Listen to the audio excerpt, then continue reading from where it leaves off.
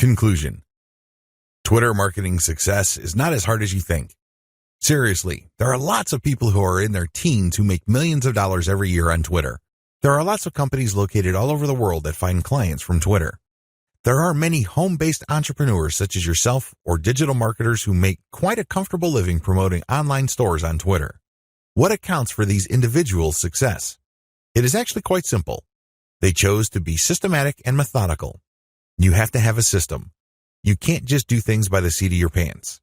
You can't just do things based on gut feeling.